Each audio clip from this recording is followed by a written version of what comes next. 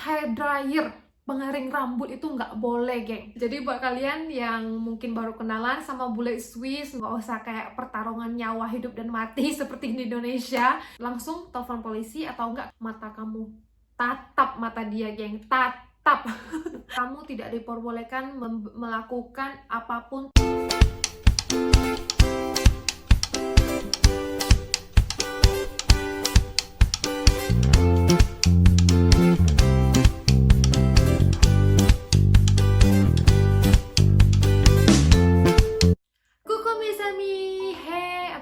Semua hari ini, seperti yang kalian lihat, saya sudah duduk di depan kursi kebesaran. No, bukan kursi, di depan sofa kebesaran. Itu tandanya kita akan bercerita.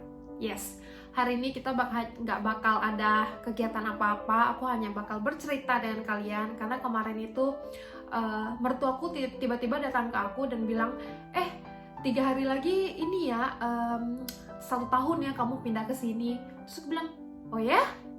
Aku aja lupa, geng. Terus aku pikirkan, geng, dalam memperingati 1 tahun aku pindah ke sini, jadi kenapa enggak aku buat satu video tentang culture shock dari pertama kali aku tinggal di sini, bulan-bulan pertama, gimana aku beradaptasi dengan kebiasaan orang Swiss, dan hal-hal baru apa yang aku pelajari dan aku tahui selama tinggal di sini selama 1 tahun ini. So, gak usah banyak basa-basi lagi, kita langsung cus.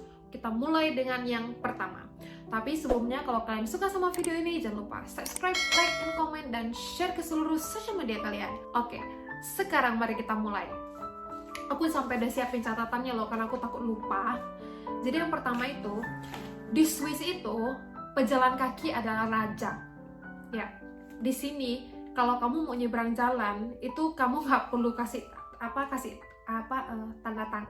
Kasih ini loh, arah kayak gini ke pengendara mobil atau motor. Kamu nggak perlu, mobil atau motor itu bakal berhenti dengan sendirinya. Kamu tinggal cus jalan biasa aja, nggak usah kayak pertarungan nyawa hidup dan mati seperti di Indonesia. Itu nggak usah di sini, karena di sini pemerintah benar-benar memberikan hak-hak pejalan kaki sebagaimana mestinya ya. Jadi untuk di jalan yang nggak ada lampu penyeberangan, kamu bisa langsung nyebrang aja, dan mobil dan motor itu akan berhenti dengan sendirinya. Kalau mereka tidak berhenti, mereka yang bakal kena penalti atau kena sanksi, aku nggak tahu. Kecuali ada traffic light yang untuk lampu penyeberangan, lampu lalu lintas untuk pejalan kaki. Nah itu kamu mesti tunggu. So yang kedua adalah di sini itu ada yang namanya jam malam. Jam malam itu berlaku dari jam 9.30 sampai jam 7 pagi. Nah, apa yang dimaksud dengan jam malam?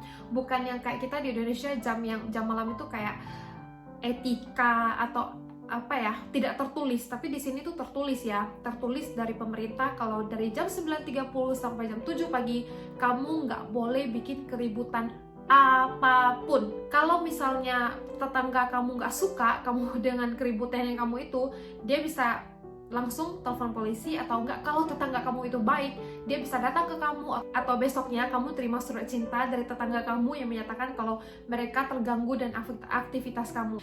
Jadi ceritanya waktu aku minggu-minggu pertama pindah ke sini itu kan bulan September Oktober gitu. Nah, aku cuci rambut. Biasanya aku emang gak keringkan pakai hair dryer kalau aku di rumah aja. Cuman hari itu aku keringkan pakai hair dryer karena aku cuci rambutnya udah terlalu malam, sekitar jam 9.30 aku baru kelar. Aku dengan enjoy aja keringkan pakai hair dryer, set. Terus suami aku, si Tiago, datang bilang, matiin sekarang, kalau enggak besoknya kita bakal kena teguran atau sanksi.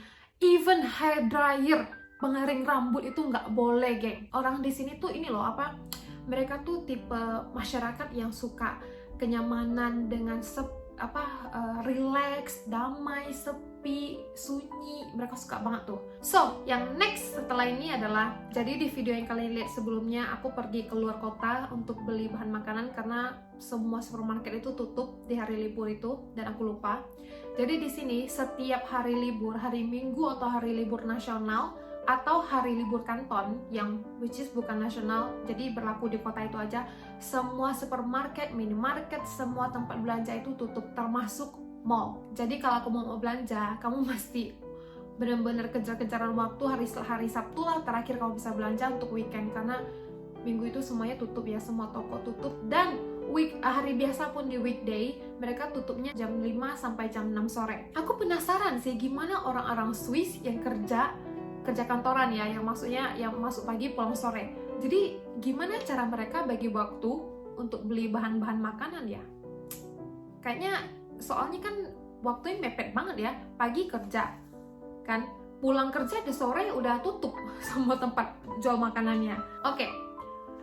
Next setelah ini adalah di sini di Swiss, hari libur itu seperti hari Minggu, kamu tidak diperbolehkan melakukan apapun tugas membersihkan rumah. Terdengar aneh kan? Aneh memang. Soalnya kalau di kita itu kan kita punya waktunya bersihin rumahnya tuh Minggu, pas sudah santai, pas sudah nggak ada kerjaan kantor. Mungkin karena Swiss itu negara Kristen ya, mungkin mereka mengadopsi dari Alkitab, karena di Alkitab tertulis hari Minggu harinya untuk istirahat. Aku kurang tahu, bisa jadi hari Minggu itu harinya untuk santai. Jadi orang-orang itu nggak ada ceritanya hari Minggu itu bersihkan rumah. Dan hari Minggu itu kamu kalau ke taman-taman publik ya, kamu bakal lihat semua orang itu di situ sama keluarganya, santai, makan, barbecue, family time dengan keluarga mereka, dan gak ada ceritanya bersihin rumah. Even hanya mau nyedot debu pakai vacuum cleaner, itu nggak boleh, geng. Aneh kan? Memang aneh, tapi begitulah kenyataannya. Kecuali kalau lipat baju gitu mungkin boleh lah. Aku masih sih lipat baju kayak itu hari Minggu. Cuman kalau kayak bikin keributan kayak vacuum cleaner itu nggak boleh. Oke, next. Orang Swiss itu kalau ngomong sama kamu nih, face to face ngomong, mereka tuh kontak mata itu bener-bener kerasa banget. Karena biasa kalau kita kan kalau ngomong itu kayak biasa aja gitu loh. Kalau orang Swiss itu bener-bener natap mata kita, kayak kita tuh kayak jadi, ih, ini orang kenapa sih ngomong sama gue kok segitunya amat. Itu di sini normal aja, geng. Jadi aku mau cerita pengalaman aku. Pertama kali aku diundang ke acaranya temennya si Tiago. Jadi kita kalau church gitu kan, bersulang biasa aja kan. Kalau di sini, kalau kamu bersulang dengan orang lain, kamu itu mesti turunkan sedikit gelasmu. Kalau si A yang ngajak kamu sulang, berarti gelasnya lebih tinggi dan gelas kamu harus lebih di bawah mereka, di bawah gelas mereka. Dan mata kamu nggak boleh lihat yang lain, mata kamu harus santai, kayak cheers. Mata kamu itu harus natap ke mata mereka. Kalau kamu lihat mereka itu pertanda kamu ada manners, kamu ada sopan santun untuk menghargai orang yang mengajak kamu sulang. Jadi di sini kalau kalian pergi ke sini dan ada teman atau kerabat atau siapapun orang sini yang ngajak kamu sulang, mata kamu tatap mata dia, geng, tatap.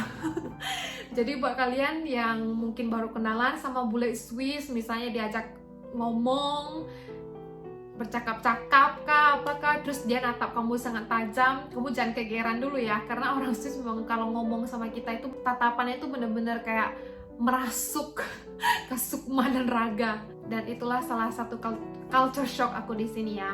Oke, kita ke yang berikutnya, next. Jadi waktu itu aku pergi ke dokter dan aku sendirian, dan di dalam ruangan itu ada beberapa orang. Of course kita nggak saling kenal di ruangan itu, dan pas aku masuk, mereka nyebut bonjour. Pas aku keluar, mereka nyebut au revoir. Oke.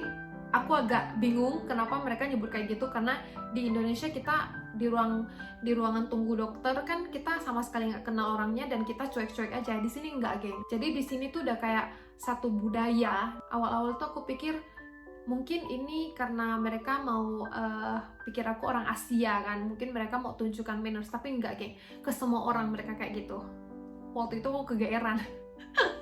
Karena kita di Indonesia kan, aku rasa nggak pernah sih. Pernah nggak sih kalian di ruang tunggu terus kalian bilang halo, pas orangnya pergi kalian bilang bye bye? Aku rasa nggak deh. Kayaknya cuma di sini doang. Jadi kalau kamu di ruang tunggu di sini dan kamu mendapatkan situasi seperti itu, kamu jawab aja dengan bonjour, bonjour. Pas kamu mau pergi, kamu ya bilang juga au revoir, bye bye, atau sampai jumpa lagi. Oke, next. Orang Swiss itu sangat tepat waktu sekali. Mereka nggak suka ditunggu dan mereka nggak suka menunggu. Salah satunya suami saya. Dia kalau kerja jam 8, jam 7 tuh dia udah berangkat, atau jam 7.15. Padahal tempat kerjanya itu dari sini ya, dari rumah itu cuman kisaran 10-15 menit. Dia nggak ada ceritanya pernah terlambat kerja. Di sini tuh orang-orang sangat-sangat menghargai waktu, geng. Mereka benar-benar merasa tanggung jawab mereka terhadap waktu itu sangat sangat besar. Jadi mereka memanfaatkan sebaik-baiknya. Kalau kita kan masih, udahlah santai aja lah, masih ada 15 menit lah, nggak apa-apa lah. Aku salah satunya. Oke, next geng. Jadi di sini semua sampah itu di recycle ya. Untuk sampah organik atau sampah bekas makan itu di recycle dengan plastik khusus. Kan kalau di Indonesia kita masukin sampah itu dengan plastik yang apa yang kita punya, kan plastik bekas pasar lah, semuanya kita bisa pakai. Di sini enggak, geng. Kamu harus beli plastik khusus untuk nampung sampah kamu. Jadi kalau untuk sampah bekas makanan atau sampah organik kamu mesti pakai plastik ini. Yang sampah pada umumnya pakai plastik ini. Sedangkan kalau untuk sampah-sampah seperti karton, kertas itu ada recycle-nya lagi, nggak pakai ini, ada tempatnya. Dan juga untuk plastik botol minuman dan juga botol kaca itu juga di recycle di tempatnya masing-masing dan dipisah ya, nggak bisa dicampur. Jadi di sini semuanya sudah teratur dan diatur sedemikian rupa, dan nggak heran Swiss itu untuk tahun ini atau tahun ini aku rasa atau tahun lalu ya, aku lupa, adalah negara terbersih di dunia. Kalian nggak bakal nemuin sampah di jalanan. Kalau ada sampahnya pun kira-kira 1-2 jam itu udah hilang sampahnya, karena orang-orang di sini sangat teratur sekali. Sampai sekarang aku tinggal 1 tahun aku tinggal di sini, aku nggak pernah lihat ada yang namanya sampah di jalanan sama sekali, nggak pernah. Karena mental orang sini benar-benar sangat menjaga lingkungan mereka ya. Pemerintah bikin hukum apa, mereka benar-benar menaati dan melakukannya.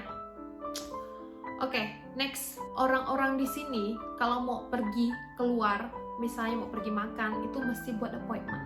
Yes. Jadi di sini kamu bikin appointment bukan hanya dengan dokter doang, tapi juga dengan teman, dengan kerabat, dengan saudara, semuanya kamu bikin appointment. Even keluarga sendiri. Biasanya kayak Setiago ya, dia mau ngajak sepupunya keluar makan KFC misalnya. Dia mesti bikin janjinya hari ini untuk acara keluar minggu depan. Awal-awal aku pikir, makan KFC doang, bikin janji. Ya elah bang. Ya, di sini begini, geng. Begitulah kisahnya. Nggak ada ceritanya kayak kita, lagi di mana, geng? Aku lagi di KFC nih, mau datang nggak? Mau join nggak? Ya, gue kesini. Yaudah, gue kesana sekarang. Nggak ada ceritanya begitu, geng. Di sini itu semuanya teratur, diatur. Terkesan agak formal sih, tapi ya begitulah. Dan kamu nggak bisa sembarangan datang ke rumah orang tanpa bikin janji. Big no way. Itu kayak orang-orang bakal lihat kamu, what?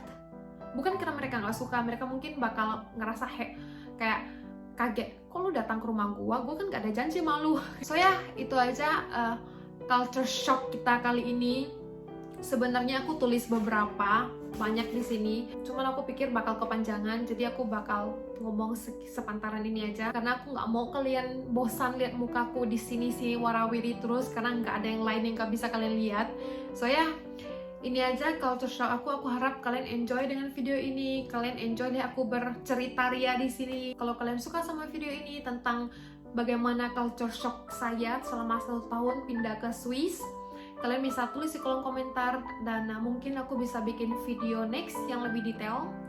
Dan ya, kita ketemu lagi di next video. A bientôt, bisu-bisu.